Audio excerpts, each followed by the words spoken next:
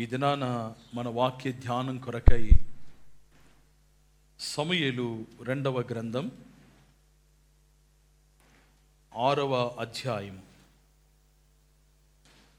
సమూయేలు 2వ గ్రంథం 6వ అధ్యాయము మొదటి 3 వచనాలు చదువుకుందాం. సమూయేలు 2వ గ్రంథం 6వ అధ్యాయము మొదటి 3 వచనాలు. తరువాత దావీదు ఇశ్రాయేలులో 30,000 మంది శూరులను సమకూర్చుకొని బయలుదేరి కెరూబుల మధ్య నివసించు సైన్యములకు అధిపతిగు యెహోవా అను తన నామము పెట్టబడిన దేవుని మందసమును అచ్చట నుండి తీసుకొని వచ్చుటకై తన యొద్దనున్న వారందరితో కూడా బయలా యెహూదాలో నుండి ప్రయాణమాయెను. వారు దేవుని మందసమును క్రొత్త బండి మీద ఎక్కించి గిబియాలోనున్న అబీనాదాబు యొక్క ఇంటిలో నుండి తీసుకొని రాగా అబీనాదాబు కుమారులకు ఉజ్జాయును అహ్యోయును ఆ క్రొత్త బండిని తోలిరి. దినవృత్తాంతములు మొదటి గ్రంథం 15వ అధ్యాయం. దినవృత్తాంతములు మొదటి గ్రంథం 15వ అధ్యాయము 15వ అధ్యాయము మొదటి 3 వచనాలు.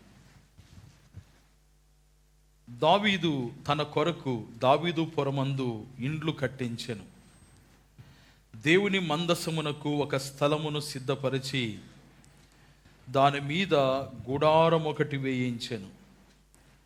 మందసమును ఎత్తుటకును నిత్యము తనకు సేవ చేయుటకును యెహోవా లేవీయులను ఏర్పరచుకొనునని చెప్పి వారు తప్ప మరి ఎవరును దేవుని మందసమును ఎత్తకూడదని దావీదు ఆజ్ఞ ఇచ్చెను.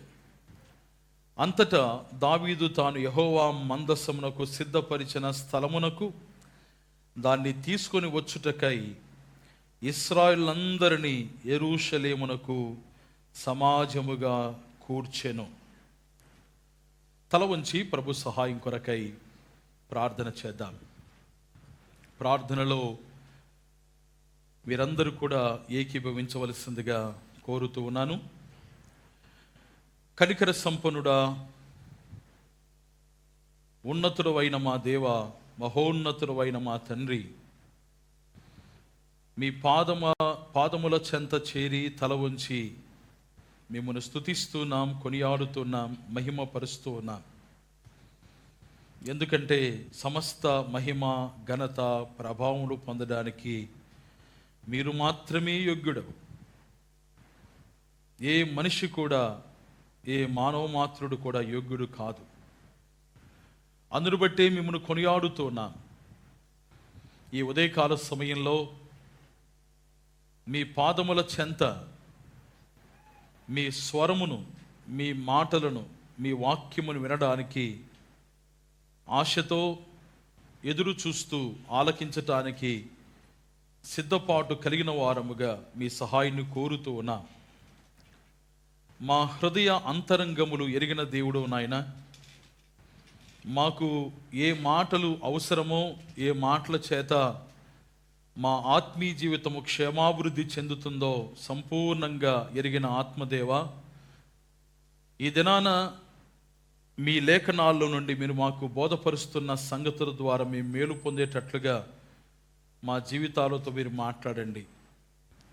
ఇవి మీ మాటలైనందున మేము శ్రద్ధగా ఆలకించటానికి మీరు సహాయం చేయండి. తద్వారా అవి మా జీవితానికి అన్వయించుకుంటూ, పరీక్షించుకుంటూ, సరిచేయబడుతూ మీరు కోరిన స్థాయిలోకి మేము రావడానికి మమ్మల్ని మీరు సిద్ధపరచవలసిందిగా వేడుతూ, సంపూర్ణముగా దేవా మీ చేతులకు మమ్మల్ని అప్పచెప్పుకుంటూ, ప్రాణప్రియుడు, రక్షకుడు, మోచకుడైన యేసు ప్రభువారి ఉన్నతమైన నామమున స్తోత్రము చెల్లించి వేడుకొనుచున్నాము తండ్రి. ఆమేన్. ప్రభునందు ప్రియ సోదరి సోదరులారా, ఈ ఉదయకాల సమయంలో మన చదువుకున్న వచన భాగాలు దావీదు మహారాజుగా దేవుని చేత చేయబడిన తర్వాత దేవుని మందస్సం విషయంలో తాను చేసిన కార్యముల గురించిన వివరాలు మనం చదువుకోగలుగుతున్నాం. మొదట మనం చదువుకున్న సమూయేలు 2వ గ్రంథం 6వ అధ్యాయంలో మందసాన్ని యెరూషలేముకు దావీదు పురమునకు తీసుకురావడానికి దావీదు చేసిన మొదటి ప్రయత్నం.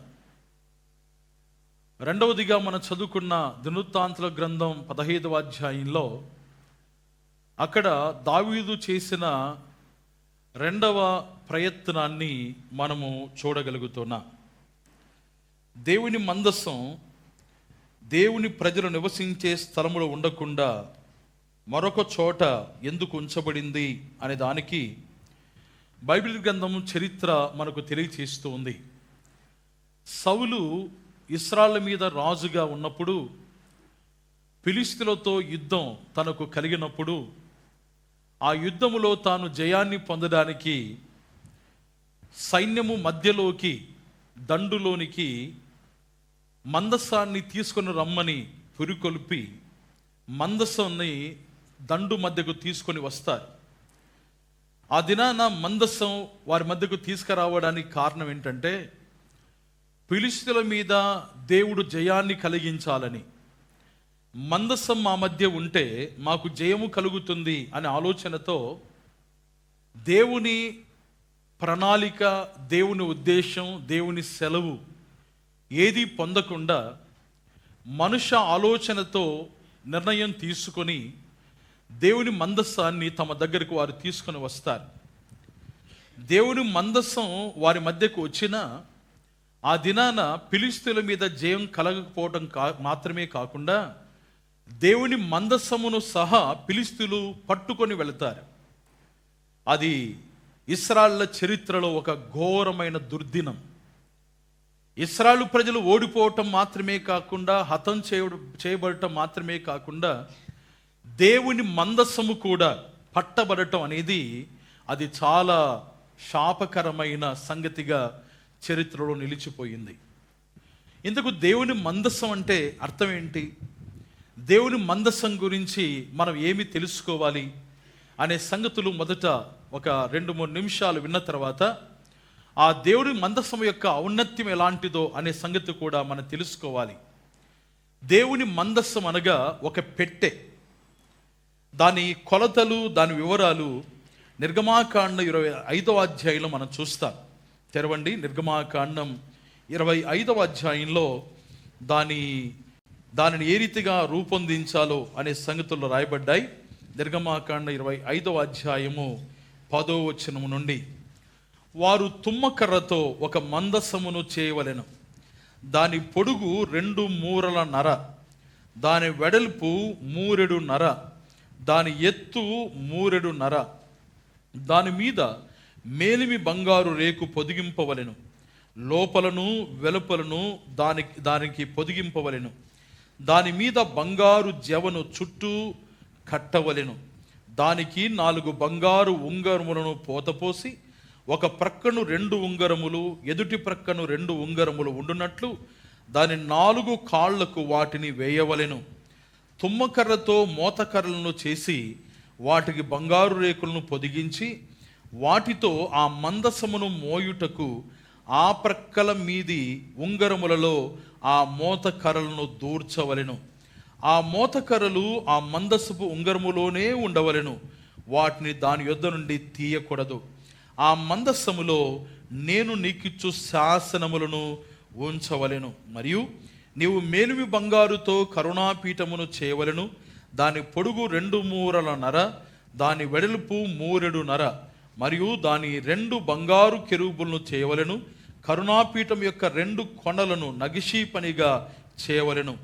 ఈ కొనను ఒక కెరూబును, ఆ కొనను ఒక కెరూబును చేయవలెను. కరుణాపీఠమున దాని 2 కొనల మీద కెరూబులను దానితో ఏకాండముగా చేయవలెను. ఆ కెరూబులు పైకి విప్పిన రెక్కలు గలవై కరుణాపీఠమును తమ రెక్కలతో కప్పుచుండగా వాటి ముఖములు ఒండొంటికి ఎదురుగా ఉండవలెను. ఆ కెరూబుల ముఖములు కరుణాపీఠము తట్టు ఉండవలెను. నీవు ఆ కరుణాపీఠమును ఎత్తి ఆ మందస్సం మీద ఉంచవలెను. నేను నీకిచ్చు శాసనములను ఆ మందసములో ఉంచవలెను. ఈ వచ్చిన భాగాల్లో మందసము కరుణాపీఠ వివరణ మనం చూస్తూ ఉన్నాం. ఎందుకు ఈ మందసము కరుణాపీఠం ఈ ప్రసక్తి ఎందుకు వచ్చింది అంటే, వినాలి జాగ్రత్తగా. ఇది తెలియని వారికి కొంత ఇబ్బందికరంగా ఉండవచ్చు, కానీ తెలిసిన వారికి ఆసక్తికరంగా ఉంటుంది. దేవుడైన ఇశ్రాయేలును ఆ బానిసత్వము నుండి తాను విడుదల కలిగించి మోషే నాయకత్వం కింద అరణ్యములో వారిని నడిపిస్తూ ఉన్నాడు. వారి నడక, వారి ప్రయాణం కానాను దేశానికి చేరడానికి.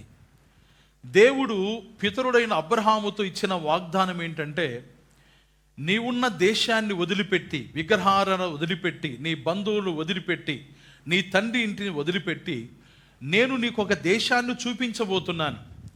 ఆ దేశానికి నిన్ను తీసుకొని వెళుతాను. అది పాలు మరియు తేనె ప్రవహించు దేశం. అది సస్యశ్యామలమైన దేశం. అందులో ఎలాంటి కొరత లేకుండా నేను నిన్ను పోషిస్తాను. అది వాగ్దానముగా నేను నీకు ఇస్తున్నాను అని కానాను అనే దేశాన్ని గురించి దేవుడు అబ్రహాముకు వాగ్దానం చేశాడు. అబ్రహాముకు వాగ్దానం చేసిన దేశానికి దేవుడు తన ప్రజలను చేర్చడానికి సంకల్పించి ఐగుప్తు చెరలో, ఐగుప్తు బానిసత్వంలో ఉన్న ఆ తన ప్రజలని, ఇశ్రాయేలును విడిపించి మోషే నాయకత్వం కింద అరణ్యములో వారు నడిపిస్తూ ఉన్నాడు. వారు నడిపిస్తూ ఉండగా ఒకానొక దినాన దేవుడు మోషేతో మాట్లాడుతూ, మోషే, నేను ప్రతిసారి నీతో మాట్లాడుతున్నాను, నీతో సంభాషిస్తున్నాను, నీకు సంగతులన్నీ నేను బోధపరుస్తూ ఉన్నాను. కానీ నా హృదయంలో ఉన్న ఆశ ఏంటంటే, నేను మొదట సృష్టిని చేసి ఆదాములను చేసినప్పుడు నేను వారి మధ్య ఉండాలని, వారితో సహవాసం చేయాలని ఇష్టపడ్డాను. కానీ వారు నా సహవాసానికి దూరమైపోయారు. తిరిగి నాకు ఆశ పుడుతుందయ్యా, నేను మరలా నా ప్రజల మధ్య ఉండాలి. కాబట్టి నేను ఉండేటట్లుగా, నేను ప్రజల మధ్య నివసించటానికి నాకంటూ ఒక గుడారాన్ని ఏర్పాటు చేయాలి. ఆ గుడారం ఏర్పాటు చేస్తే నేను నా మహిమతో నేను ప్రజల మధ్య నివసించటానికి ఇష్టపడుతున్నాను అని దేవుడు మోషేతో చెప్పాడు. కాబట్టి దేవుని యొక్క ఆలోచన, దేవుని యొక్క ఆశను నెరవేర్చటానికి దేవుడు ఏ విధంగా ప్రత్యక్ష గుడారం నిర్మించమన్నాడో, అనగా ప్రత్యక్ష గుడారం అనగా అందులోనే అర్థం ఉంది, దేవుడు ప్రత్యక్షమయ్యే స్థలం. అది ఒక గుడారం. ఎందుకు గుడారము అంటే, ఇశ్రాయేలు ప్రయాణంలో ఉన్నారు గనక అప్పుడు బిల్డింగ్ కడితే అక్కడ వారు ఉండడానికి వీలు లేదు. ఆ కారణం చేత దేవుడు గుడారాన్ని వేయమన్నాడు. గుడారం అయితే మరలా తీసి మరొక చోట వేయడానికి అనుకూలంగా ఉంటుంది. ప్రయాణములో వారు గుడారాన్ని తమ వెంట తీసుకుని వెళ్ళడానికి మడతేసి దాన్ని తీసుకుని వెళ్ళడానికి వీలుగా ఉంటుంది కనుక దేవుడు గుడారాన్ని నిర్మించమన్నాడు. ఆ గుడారం నిర్మించమని అందులో 3 భాగాలుగా ఆ గుడారం ఉండాలి అన్నాడు. మొదటి భాగం ఏంటంటే ఆవరణం, అనగా కాంపౌండ్. ఆ తర్వాత 2వ భాగం పరిశుద్ధ స్థలం, 3వ భాగం అతి పరిశుద్ధ స్థలం. చెప్తారా ఇప్పుడు ఎన్ని భాగాలు? 3 భాగాలు. మొదటి భాగం ఏంటి? ఆవరణం అంటే కాంపౌండ్. 2వది పరిశుద్ధ స్థలం. 3వది అతి పరిశుద్ధ స్థలం. ఇప్పుడు మీరు బాగా అర్థం చేసుకోవాలంటే, ఇప్పుడు ఆవరణం అనేది ఇట్లా గ్రౌండ్ లాగా ఉంటుందన్నమాట, విశాలంగా. ఓకే, పరిశుద్ధ స్థలం అంటే మీరు కూర్చున్నదంతా. అతి పరిశుద్ధ స్థలం అంటే నేను నిలబడినది. కానీ ఇప్పుడు అతి పరిశుద్ధ స్థలం లేదు, పరిశుద్ధ స్థలం లేదు, ఆవరణం లేదు, అంతా ఒకటే. ఓకే, కొత్త నిబంధనలు అది లేదు. కానీ నేటికి కూడా కొంతమంది కదా మతానికి చెందిన వారు దీన్ని అనుసరిస్తూనే ఉన్నారు కదండి.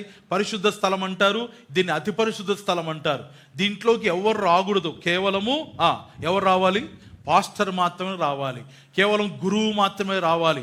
ఆ గురువు కూడా వచ్చేటప్పుడు నిలువుటంగి ధరించి ఆ పైన ఒక కలర్ది వేసుకొని నడుముకు తాడు కట్టుకొని ఆయన ఒక్కడే ఇందులో నిలబడాలి, ఎవరు రావడానికి లేదు అని నేటికి కూడా అదే పాత పద్ధతిని అనుసరిస్తున్న వారు ఉన్నారు. వారు పాతవారు, కొత్తవారు ఏమాత్రం కారు, వారు క్రొత్త నిబంధనకు చెందిన వారు కాదు, వారు పాత నిబంధనలోనే ఉన్నారు ఇంకా. కాబట్టి వారి కోసం మనం ప్రార్థించాలి. దేవా, వారు క్రొత్త నిబంధనలకు వచ్చినట్లుగా సహాయం చేయని వారి కొరకు, వారి రక్షణ కొరకు మనం ప్రార్థించేవారుగా ఉండాలి. ఓకే, ఆ రీతిగా ప్రత్యక్ష గుడారం 3 భాగాలు దేవుడు ఏర్పాటు చేసి ఆ 3 భాగాల్లో 7 వస్తువులు ఉంచమన్నాడు. ఎన్ని వస్తువులండి? 7 వస్తువులు. వాటి పేర్లు నేను చెబుతున్నాను. నేను చెప్పిన తర్వాత మీరు వరుసగా ఆ పేర్లు మరలా మీరే చెప్పాలి. మొదటి వస్తువు ఆవరణంలో బలిపీఠము ఉండేది. రెండవ వస్తువు ఆవరణములోనే గంగాలము ఉండేది. ఆ తర్వాత పరిశుద్ధ స్థలం అనేది, ఆవరణానికి ఈ పరిశుద్ధ స్థలానికి తెరలు ఉండేవి. ఆ తెర లోపల 3 వస్తువులు ఉంచబడ్డాయి.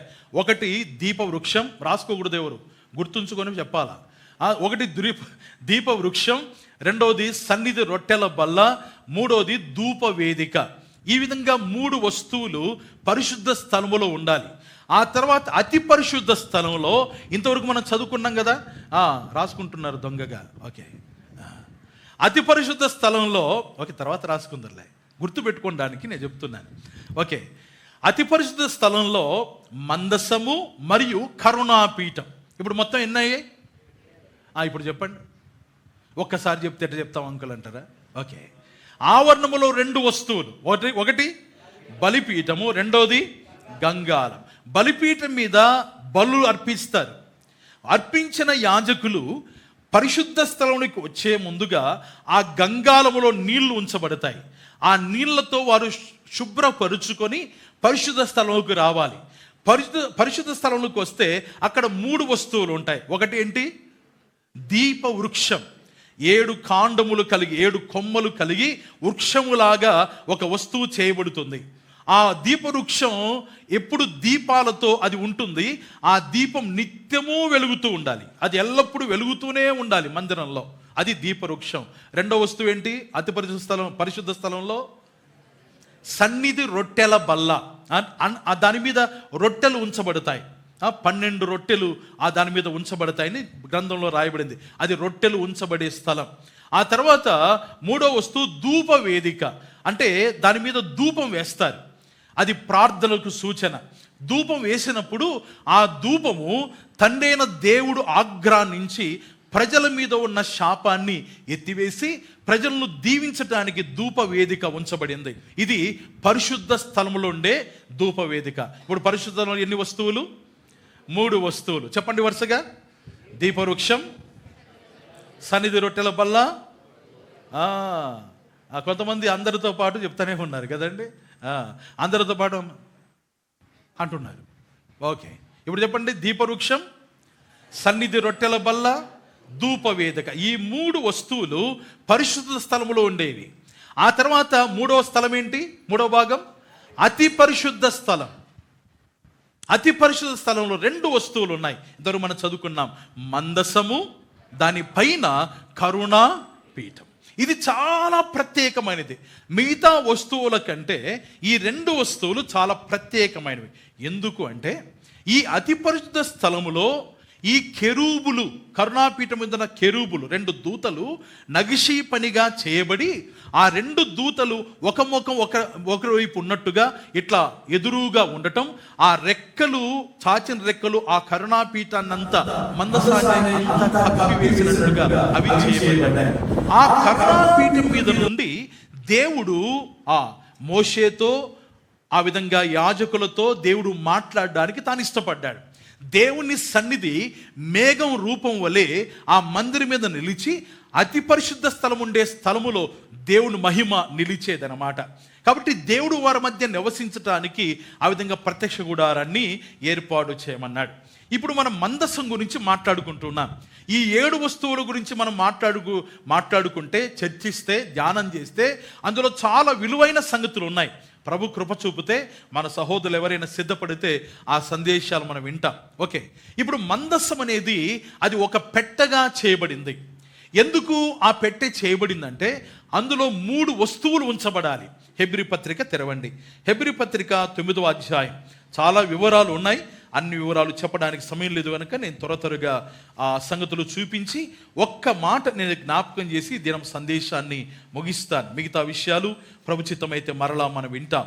హెబ్రీయులకు రాయబడిన పత్రిక తెరవండి. 9వ అధ్యాయంలో మందసములో ఏ వస్తువులు ఉంచబడ్డాయో అక్కడ రాయబడింది.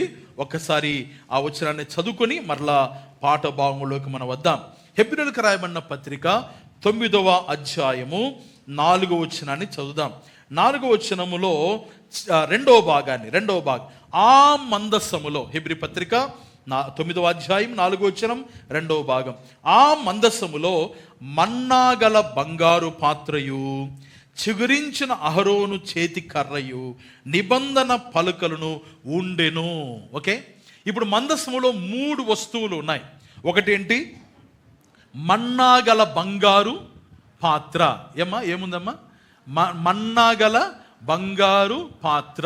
ఓకే, రెండవ వస్తువు ఏంటంటే చిగురించిన అహరోను చేతి కర్ర. మూడోది నిబంధన పలకలు. ఓకే, నిబంధన పలకలు. దేవునికి స్తోత్రం. ఈ 3 వస్తువులు అందులో ఉన్నాయి. పలకలు రాతితో చేయబడిన పలకలు. అహరోను చేతి కర్ర అది కర్ర కదండి, అది అడవి కర్ర. ఆ తర్వాత మన్నాగల బంగారు పాత్ర అది భూమిలో నుండి తీయబడిన లోహముతో చేయబడింది. ఈ 3 వస్తువులు మందసములో ఉంచబడ్డాయి. మన్నా అనేది ఇశ్రాయేలు అరణ్యములో వారు ప్రయాణం చేస్తున్నప్పుడు వారిని పోషించిన మన్నా. నిర్గమాకాండం 16వ అధ్యాయం 33వ వచనంలో దేవుడు మన్నాను కురిపించినప్పుడు ఆ మన్నాకు వారు పెట్టిన పేరు ఇదేమి అన్నారు. ఇదే మన్నా అనే ఆ పదం హెబ్రీ పదం. ఆ మన్నా అనే ఆ పదానికి అర్థం ఏంటంటే ఇదేమి అంటే అర్థం కాలేదు వారికి. ఆ ఆకాశము నుండి దేవుడు దేవదూతలు తినే ఆహారాన్ని కుమ్మరించినప్పుడు వారు తినడానికి అది అపూపం వలె, తేనె కలిపిన అపూపం వలె అది కనబడింది. చాలా తెల్లగా కొత్తిమీర గింజల వలె అది కనబడిందట. కాబట్టి దానికి ఏం పేరు పెట్టాలో అర్థం కాక ఇదేమి అన్నారు. ఆ పేరే దానికి పెట్టబడింది. ఇదేమి అంటే హెబ్రీ భాషలో మన్నా అని. కాబట్టి మనకి ఏదైనా అర్థం కాకపోతే మనం ఏమనవచ్చు? మన్నా అనాలన్నమాట. ఏదైనా మనకు అర్థం కాలేదనుకోండి మన్నా. ఎవరైనా గుర్తుపట్టుకోలేదు అనుకోండి, ఎవరైనా కాబట్టి అంకుల్ నన్ను మన్నా అనాలంతే కదండి, ఇదేమి అన్నట్టుగా. ఓకే, గుర్తుపెట్టుకోవడానికి వివరాలు చెప్తున్నాను. ఇలాంటి దేవుడు తన ప్రజలను పోషించటానికి ఏ మన్నానైతే పరలోకము నుండి ఆకాశము నుండి కుమ్మరించాడో ఆ మన్నాను గుర్తుగా ఇశ్రాయేలు దేవుడు మమ్మల్ని పోషించాడు, ఆకలి కొనకుండా సహాయం చేశాడు అని వారు గుర్తుంచుకోవడానికి దేవుడు మన్నా గల పాత్రను అందులో ఉంచమన్నట్లుగా నిర్గమాకాండం ఒకరు త్వరగా తెరిచి చదువుతారా? నిర్గమాకాండం 16:33 చదువుతారా త్వరగా? నిర్గమాకాండం 16:33 చదవండి త్వరగా. 16:33 ఏం రాయబడింది అక్కడ? మన్నాగల పాత్రను వారు ఒక గిన్నెలో దాన్ని సమకూర్చి జ్ఞాపకార్థంగా పెట్టమని రాయబడింది. తెచ్చారా? చదవండి గట్టిగా.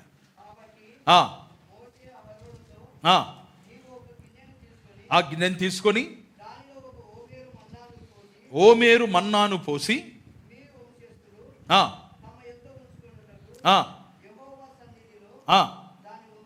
యెహోవా సన్నిధిలో దాన్ని ఉంచమనండి. యెహోవా సన్నిధిలో అంటే మందసములో అని మనం గుర్తించాలి. మందసములో వారు తమ యుద్ధ ఉంచుకోవడానికి, జ్ఞాపకార్థంగా ఉంచడానికి దేవుడు మమ్మల్ని పోషించాడు, ఆకలి కొనకుండా సహాయం చేశాడని చెప్పడానికి మన్నగల పాత్ర మందసములో ఉంచబడింది. రెండవదిగా ఏంటి? చిగురించిన అహరోను చేతి కర్ర. సంఖ్యాకాండం 17వ అధ్యాయం 10వ వచనంలో ఆ కర్రను దేవుని సన్నిధిలో ఉంచాలి అని రాయబడింది. ఈ కర్ర కూడా కొంత చరిత్ర ఉంది. ఏంటంటే దేవుడు లేవీయులలో అహరోను సంతతి వారిని యాజకులుగా నిర్ణయించుకున్నాడు. కాబట్టి ఇశ్రాయేళ్ల గోత్రాలు 12 గోత్రాలు. ఇశ్రాయేల్ గోత్రాలు ఎన్నండి? 12 గోత్రాలు. ప్రత్యక్ష గుడారం ఎన్ని భాగాలు? ప్రత్యక్ష గుడారం ఎన్ని భాగాలు? 3 భాగాలు. ఓకే, ఈ ప్రత్యక్ష గుడారం ఎన్ని వస్తువులు ఉంటాయి? 7 వస్తువులు ఉంటాయి. ఆవరణంలో ఎన్ని వస్తువులు ఉంటాయి? 2 ఉంటాయి. పరిశుద్ధ స్థలంలో ఎన్ని ఉంటాయి? అతి పరిశుద్ధ స్థలంలో ఎన్ని ఉంటాయి? 2 ఉంటాయి. అంత లెక్కల క్లాస్ అనమాట ఇది. గుర్తుపెట్టుకోవడానికి మాటికి అడుగుతున్నా. ఇవన్నీ దైవ గ్రంథాలు రాయబడ్డాయి. ఇందులో ప్రతి ఒక్క దాంట్లో ఒక భావం ఉంది. ఓకే, కొంచెం జాగ్రత్తగా మనసు పెట్టి వినాలి. ఎవరికైనా బోరు కొడుతుందా? ఓకే, జాగ్రత్తగా విందాం. ఇప్పుడు అహరోను చేతి కర్ర, చిగురించిన అహరోను చేతి కర్ర. ఈ కర్ర గురించి చరిత్ర ఏం చెప్తుందంటే, దేవుడు తన ప్రజలకు యాజకత్వాన్ని జరిగించడానికి నాయకుడిగా ఉండి యాజకత్వాన్ని జరిగించడానికి లేవి వంశంలో ఉన్న అహరోనును దేవుడు ఎన్నుకుంటాడు.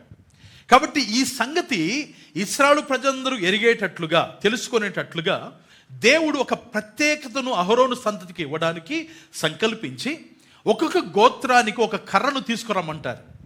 ఇప్పుడు మనం పట్టుడు కట్టె తెలుసు కదండి, ముళ్ళ కట్టె, పట్టుడు కట్టె, ఒక పొడుగు కర్ర. అలాంటి కర్రలు ఒక్కొక్క గోత్రానికి ఒకటి తీసుకొని రమ్మంటాడు.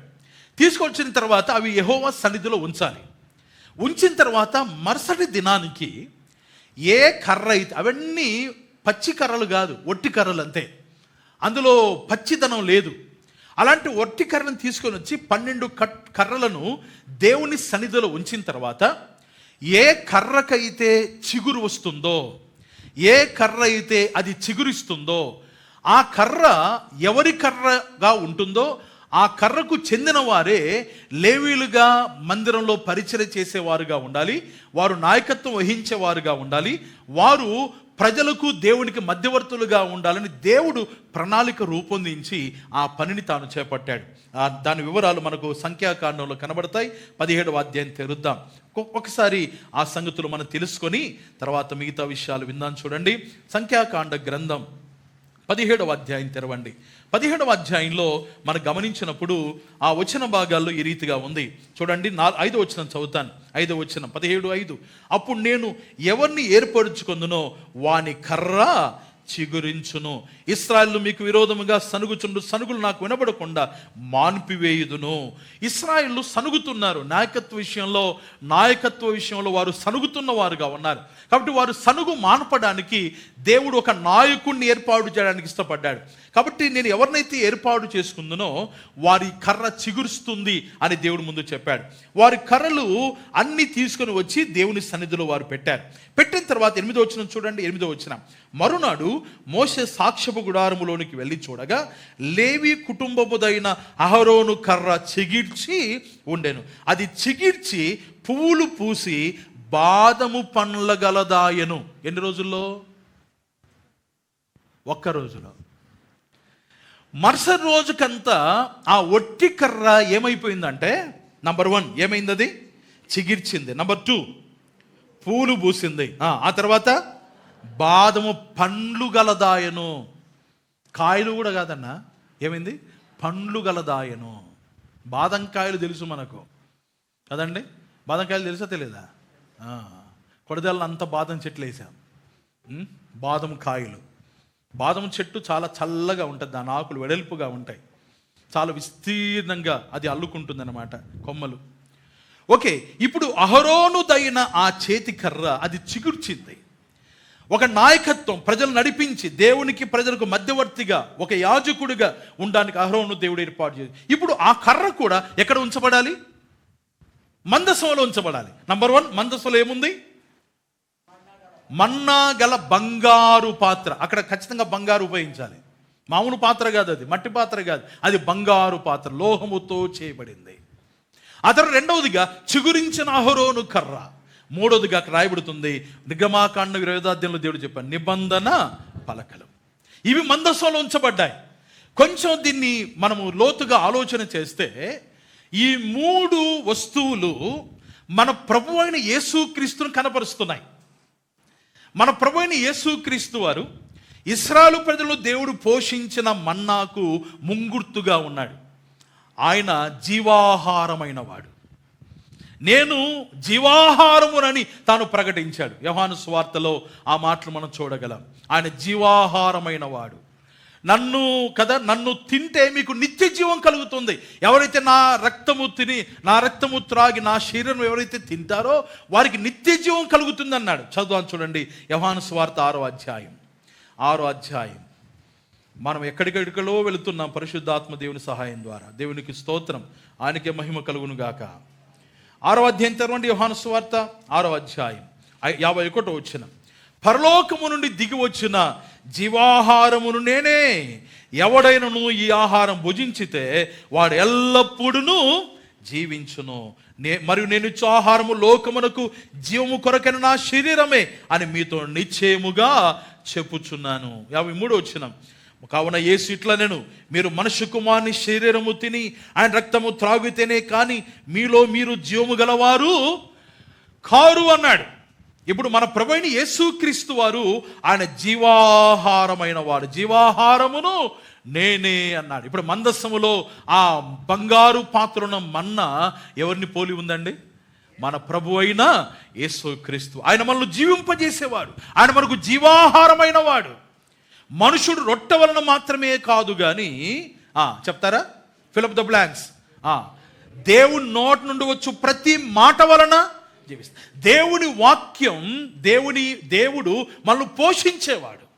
మన ఆత్మీయ జీవితాన్ని దేవుడు పోషించేవాడు, మనకు జీవాహారమైన వాడు. ఎవరైతే ఆయన శరీరాన్ని తింటారో, ఎవరైతే ఆయన రక్తాన్ని త్రాగుతారో వారిలో నిత్య జీవం ఉంటుంది. వారు జీవం గలవారుగా ఉంటారు. ఈరోజు మనం చేసింది ఏంటి? ప్రభుని నమ్మిన వారు మాకు ఏం చేశాం? చెప్పండి, ఏం చేశాం? ప్రభు యొక్క శరీరానికి సాదృశ్యంగా ఉన్న రొట్టె తిన్నాం.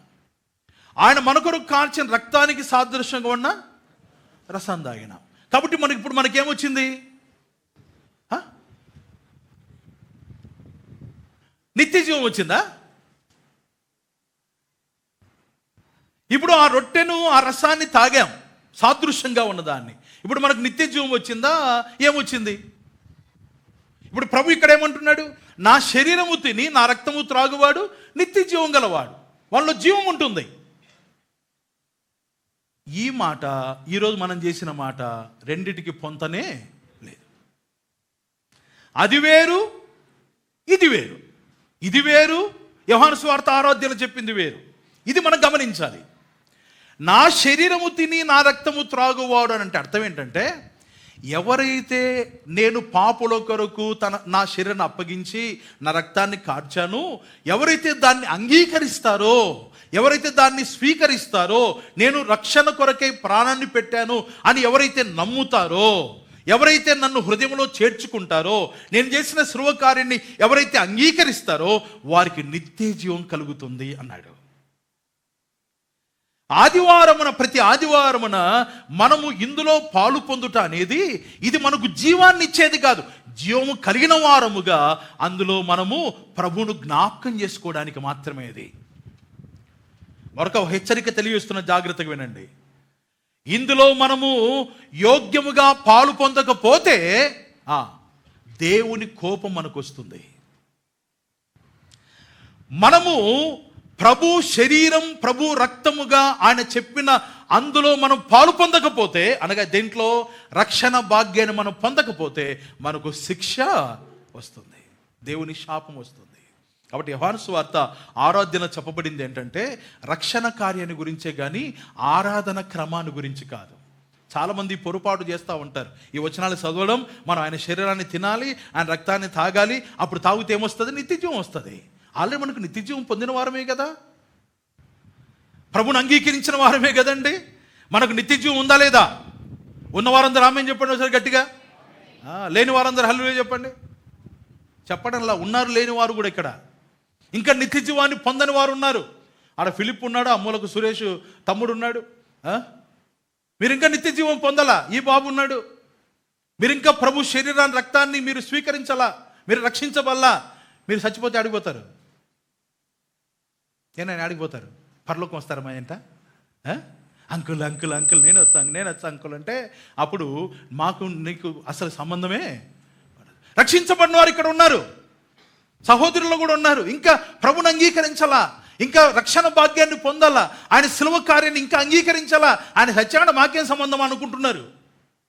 ఆయన మరణించడం నీకోసమే, ఆయన రక్తం కార్చడం నీకోసమే, ఆయన తన శరీరాన్ని అప్పగించడం నీకోసమే. ఆ రక్షణ కార్యాన్ని ఎప్పుడైతే నువ్వు స్వీకరిస్తావో అప్పుడు నువ్వు నిత్య జీవాన్ని పొందుతావు. పొందకపోతే నిత్య నాశనమే, నిత్య నరకమే. ఇప్పుడు నరకానికి పోతారా, మోక్షానికి వస్తారా? ఏనాయనా మోక్షాన్ని రావాలంటే ఏం చేయాలి? ప్రభుని అంగీకరించాలా, పాపాన్ని ఒప్పుకోవాలా, ప్రభు దగ్గర క్షమాపణ తీసుకోవాలి. ఇది దేవుని గ్రంథం చెప్తున్నది. కాబట్టి ఆ మందసములో ఈ మన్నాగల పాత్ర జీవాహారమైన మన ప్రభు వారికి సాదృశ్యంగా ఉంది. రెండవదిగా చిగురించిన అహరోను కర్ర. 7వ అధ్యాయం హెబ్రీ పత్రికలో ఆయన మనకు సరిపోయిన ప్రధాన యాజకుడు, ఆయన పవిత్రుడు, నిర్దోషి, నిష్కల్మషుడు, పాపుల్లో చేరక ప్రత్యేకముగా ఉన్నవాడు. ఇట్టి ప్రధాన యాజకుడు మనకు సరిపోయినవాడు. ఆయన ప్రధాన యాజకుడిగా ఉన్నాడు, మరొకరు విజ్ఞాపనకర్తగా ఉన్నాడు, మరొకరికి ఉత్తరవాదిగా ఉన్నాడు. తండ్రి కుడిపార్శ్వన కూర్చొని ఆయనందు విశ్వాసం ఉంచిన వారి పక్షాన ఆయన విజ్ఞాపన చేస్తున్నవాడుగా ఉన్నాడు. ఆయన ప్రధాన యాజకుడిగా ఉన్నాడు. అహరోను చేతికర్ర మన ప్రభు వారికి సాదృశ్యంగా ఉంది. ఆయనే మన నాయకుడు, ఆయనే మన నడిపించేవాడు, ఆయనే మన కాపరి. యేసు ప్రభు వారిని నాయకుడిగా కని వారిని జీవితం ఎంత బాగుంటుందంటే అంత సాఫీగా కొనసాగుతుంది. మీలో ఎంతమంది జీవితాలు సాఫీగా కొనసాగుతున్నాయి, ఎంతమంది జీవితాలు చాలా గందరగోళంగా ఉన్నాయి? ఒకసారి ఆలోచన చేసుకోండి, ఒకసారి ఆలోచన చేయండి మనసులో. మీ జీవితాల్లో ప్రశాంతంగా నెమ్మదిగా జీవితంలో కొనసాగలుగుతున్నారా? లేకపోతే గందరగోళం ఉందా, అశాంతి ఉందా, నెమ్మది లేని పరిస్థితి ఉందా? ఒకసారి ఆలోచన చేయండి. మీ జీవితాల్లో నెమ్మది లేని పరిస్థితి ఉంది అని మీకు అనిపిస్తే మీకు నాయకుడిగా ఎవరు లేరు? ప్రభు లేడు. ప్రభు నాయకునిగా కలిగిన వారి ప్రతి జీవితంలో నెమ్మది ఉంటుంది. ఎందుకంటే సామెత గ్రంథం 3వ అధ్యాయం ప్రకారం వారు తమ ప్రవర్తన అంతటి యందు ఎవరి అధికారానికి లోబడతారు? దేవుని అధికారానికి లోబడతారు. దేవుని అధికారానికి లోబడిన ప్రతి వారి జీవితంలో మార్గం సరళం చేయబడుతూనే ఉంటుంది. అడ్డు ఏది ఉండదు, ఆటంకాలు ఏవి ఉండవు. సరళంగా మనం వెళ్ళగలుగుతాం, ప్రశాంతంగా జీవించగలుగుతాం, నెమ్మదిగా మనం బ్రతకగలుగుతాం. ఎన్ని కష్టాలు వచ్చినా, ఎన్ని శ్రమలు వచ్చినా, ఎన్ని ఇబ్బందులు వచ్చినా, ఎన్ని నష్టాలు కలిగినా మన జీవితం మాత్రం సాఫీగా పోతూ ఉంటుంది. దేనికి వనకం, దేనికి భయపడం, దేనికి జడియం. ఎందుకంటే మనం నడిపించేవారు ఎవరు? అహరోను చేతికర్రగా చెప్పబడిన మన ప్రభు అయిన యేసుక్రీస్తు వారు. ఆయన మందసములో ఉన్నాడు, ఆయన మన మధ్య ఉన్నాడు. ఆ ప్రభువారు మనకు నాయకుడిగా ఉన్నాడు. మూడవదిగా ఆ మందసంలో ఏముందండి? నిబంధన పలకలు. దేవుడు తన ప్రజలతో చేసిన నిబంధన, ప్రజలు ఏ రీతిగా నడవాలో, ఏమి వారు ఆలకించాలో, ఏ రీతిగా వారు ప్రవర్తించాలో ఆ ఆజ్ఞలన్నీ అందులో రాయబడ్డాయి. ఆజ్ఞలన్నీ నిబంధన మందసంలో ఉంచబడ్డాయి. దేవుని వాక్యమైన మన ప్రభువారు, ఆజ్ఞయున్న మన ప్రభువారు. యోహాను సువార్త 1వ అధ్యాయం 1వ వచనంలో దేవుడు ఏముందండి? ఆది యందు వాక్యం ఉండెను, వాక్యము దేవుడై ఉండెను. ఆ వాక్యము దేవుని యొద్ద ఉండెను. ఆ వాక్యమే కింది వచనంలో శరీరధారి అయి మన మధ్య నివసించెను. శాసనములు పెట్టబడ్డాయి మందసంలో. ఆ శాసనములు ఏంటంటే మన ప్రభు అయిన యేసుక్రీస్తు వారే. ఇప్పుడు మందసం అంటే, మందసం ఈజ్ఈక్వల్ టు ఎవరండి? మన ప్రభు అయిన యేసుక్రీస్తు వారు. ఈ మందసాన్ని దావీదు ఎక్కడికి తీసుకురావాలనుకుంటున్నాడు? ఇశ్రాయేలు మధ్యకు, యెరూషలేముకు ఈ మందసం పట్టబడింది. ఫిలిష్తీయుల చేత పట్టబడింది. అది ఫిలిష్తీయుల దేశంలో ఉంది. వారికి నష్టం జరిగింది. వారు దేవుని ప్రజలుగా కారు గనక వారికి నష్టం కలిగింది. ఆ తర్వాత ఆ మందసాన్ని వారు కొత్త బండి మీద ఎక్కించి అబీనాదాబు ఇంటి వరకు చేరుస్తారు. బెత్షెమెషు దగ్గర దించుతారు. మనకు ఆ వృత్తాంతం అంతా 1 సమూయేలు గ్రంథం 6వ అధ్యాయంలో మనం చూస్తాం. ఆ సంగతులను తర్వాత వింటాం. మనం ఆ సంగతులు చెప్పాలనుకున్నాను ఈరోజు, కానీ అంతవరకు పోలే, సమయం అయింది కనుక ముగిస్తాను. కాబట్టి దేవుని మందసం అనగా మన ప్రభువైన యేసుక్రీస్తు వారు. కొత్త నిబంధనలో మన ప్రభువైన యేసుక్రీస్తు వారిని మనం ఆలోచించే వారంగా ఉండాలి. దేవుని మందసం మన మధ్య ఉండాలి అని ఆశపడినవాడు దావీదు. దేవుని మందసం ఎక్కడో ఉండకూడదు. దేవుని మందసం ఇశ్రాయేలు మధ్య ఉండాలి, యెరూషలేములో ఉండాలి, దావీదు పురములో ఉండాలి, నేను వేసిన గుడారములో దేవుని మందసం ఉండాలి అని ఆశపడిన వాడు దావీదు. అంటే దేవుని సన్నిధిని కోరుకున్నవాడు దావీదు. దేవునితో సహవాసాన్ని కోరుకున్నవాడు దావీదు. దేవుడు మా మధ్య ఉండాలి అని ఇష్టపడినవాడు దావీదు. ఒక్క మాట ఈ దినానికి చాలు. మన ఆశ, మన ఆకాంక్ష, మన కోరిక దేని మీద ఉంది? దేవుని మీద ఉందా? లోకం మీద ఉందా? దేవుని సన్నిధిలో ఉండాలి అని ఆకాంక్షిస్తున్నామా?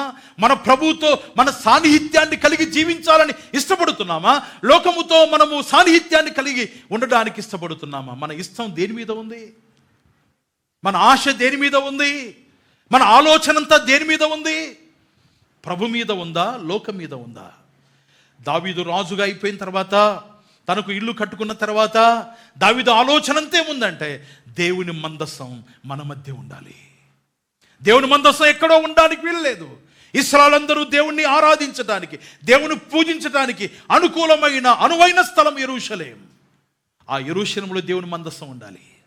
ఎంత ఆశ అండి దావీదుది. అందుకే దావీదు గురించి అపోస్తలుల కార్యం 13వ అధ్యాయంలో దేవుడు అన్నాడు, దావీదు నా ఇష్టానుసారుడైన మనుషుడు, నా హృదయానుసారుడైన మనుషుడు, అతడు నా ఉద్దేశాలను నెరవేర్చేవాడు అని దావీదు గురించి సాక్ష్యం చెప్పడానికి కారణం ఏంటంటే దావీదు దేవుని సన్నిధిని ప్రేమించాడండి. ఒకసారి వచనాన్ని చూసి ముగించుకుందాం. అపోస్తలుల కార్యముల గ్రంథం 13వ అధ్యాయం తెరవండి. అపోస్తలుల కార్యముల గ్రంథం 13వ అధ్యాయం. 13వ అధ్యాయంలో తేటగా ఆ సంగతులు రాయబడుతున్నాయి. చూడండి 22వ వచనం. 13వ అధ్యాయం 22వ వచనం. తర్వాత అతన్ని తొలగించి దావీదును వారికి రాజుగా ఏర్పరచెను. మరియు ఆయన, నేను యెష్షయి కుమారుడైన దావీదును కనుగొంటిని, అతడు నా ఇష్టానుసారుడైన మనుష్యుడు, అతడు నా ఉద్దేశములన్నీ నెరవేర్చునని చెప్పి అతనిని గూర్చి సాక్ష్యమిచ్చెను. ఎవరు సాక్ష్యం ఇస్తున్నారు? దేవుడే స్వయాన తానే, సాక్షాత్తు దేవుడే సాక్ష్యం ఇస్తున్నాడు. ఎవరి గురించి? దావీదు గురించి. ఏమని సాక్ష్యం ఇస్తున్నాడు? అతడు నా ఇష్టానుసారుడైన మనుష్యుడు. అతడు మనుషుడా దేవుడా? ఎవరు మనుషుడు? దావీదు.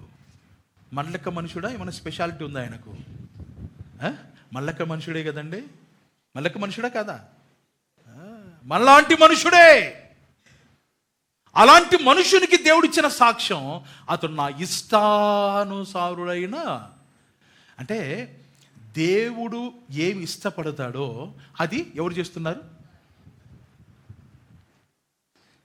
ఇష్టానుసారం అంటే ఈజీగా అర్థం చేసుకోవచ్చు కదండి. దేవుడు ఏదైతే ఇష్టపడుతున్నాడో అది ఎవరు చేస్తున్నారు? దావీదు ఎవరు? మనిషి. మనం ఎవరం చెప్పండి? మనం ఎవరం? మనుషులం. ఇప్పుడు ఆ మనిషి అట్లా చేస్తే ఈ మనుషులం చేయగలమా లేదా? ఏం పలకరు మీరంతా. ఇప్పుడు ఆ మనిషి చేశాడంటే ఈ మనిషి చేస్తాడు చేయడా? చేస్తాడు చేయడమ్మా? మళ్ళీ చేస్తున్నామా? ఆయన ఇష్టానుసారుడైన మనుషుడు. ఎవరి ఇష్టానుసారుడు? దేవుని ఇష్టానుసారుడు. ఇష్టానుసారుడు అని 2 సార్లు మనం వాడతాం కదండి. ఎవడో చెప్పిన మాట వినకుండా బతుకున్న వాడు ఇష్టానుసారంగా బతుకున్నాడని అంటాం. కానీ దావీదు దేవుని ఇష్టానుసారుడు. అంటే దేవునికి ఏది ఇష్టమో అది. మేము ఎప్పుడైనా ఎవరింటికైనా వెళ్తున్నప్పుడు సాధారణంగా ఖాళీ చేతులతో పోవడానికి ఇష్టపడం. అందుకోసం ఏం చేస్తామంటే వాళ్ళకి ఏదైనా ఇష్టమో అని గుర్తు చేసుకుంటాం. ఉదాహరణకు కొంతమందికి కలాకాన్ అంటే ఇష్టం. అమ్మ కలాకాన్ ఇష్టమే కదా, ఓకే కలాకాన్ ఇష్టం. మీ ఇంటికి వస్తున్నప్పుడు ఏం తేవాలి మేము? మీకు ఏది ఇష్టమో తెచ్చామనుకోండి, మీరు ఎట్లా ఫీల్ అవుతారు? ఏం అద్దాలు ఎట్లా ఫీల్ అవుతావు? అబ్బా అంకుల్ ఆంటీ మాకు ఇష్టమైంది తెచ్చినారు కదా. మళ్ళీ రేపు పొద్దున వస్తున్నాం అనుకో, ఏం ఎక్స్పెక్ట్ చేస్తాడు? మళ్ళా కర్జికాయ తెస్తాడు కదండి. ఇష్టాన్ని మనం చేసామనుకోండి ఎంత ఇష్టంగా ఉంటుందో. ఇప్పుడు దావీదు ఎవరి ఇష్టాన్ని నెరవేరుస్తున్నాడండి? దేవునికి ఏది ఇష్టమో. దేవునికి ఆరాధన 9 గంటల కంటే ఎప్పుడు రావడం ఇష్టమో దేవునికి? పలకరు మీరు, నాకు తెలుసు. 9కే ఇష్టం. ఈరోజు ఇష్టంగా ఎంతమంది వచ్చారు? ఈరోజు నాకు తెలిసినంత వరకు చాలా ఆలస్యంగా స్టార్ట్ అయింది అనుకుంటున్నా. ఎందుకంటే నేను వచ్చే టయానికి ఇంకా ప్రారంభ ప్రార్థన పాట మొదలైంది అంతే. కొలదాల నుంచి వచ్చేసరికి ఎంతమంది ఇష్టాన్ని నెరవేరుస్తున్నాం? దేవుని ఇష్టాన్ని. దేవుడు అంటే ఇష్టమా కాదా మనకు? అబ్బో ఆయన లేకపోతే అయిపోయినా మన కథ అనుకుంటాం. కానీ దేవునికి ఇష్టంగా జీవిస్తున్నామా? ఆయన ఇష్టానుసారంగా మనం బ్రతకగలుగుతున్నామా? దావీదు గురించి అది సాక్ష్యం చెప్పాడు. రెండోది ఏం చెప్పాడు? అతడు నా ఉద్దేశములన్నీ, ఎన్ని ఉద్దేశాలు? అన్ని ఉద్దేశాలు. దేవుని ఉద్దేశం ఏందో దాన్ని నెరవేరుస్తారు దావీదు. ఎంత మంచి సాక్ష్యాన్ని దేవుని చేత పొందగలిగాడండి. ఎందుకు ఈ సాక్ష్యాన్ని పొందగలిగాడంటే, మళ్ళీ పాట దగ్గరికి వద్దాం. ఆయన దేవుని మందసాన్ని ప్రేమించాడు. దేవుని మందసం తన దగ్గర ఉండాలని ఇష్టపడినవాడు, దేవుని సన్నిధిని ప్రేమించినవాడు. ఉదయకాల సమయంలో మన ప్రభువైన యేసుక్రీస్తు వారిని మనం ప్రేమించగలుగుతున్నామా?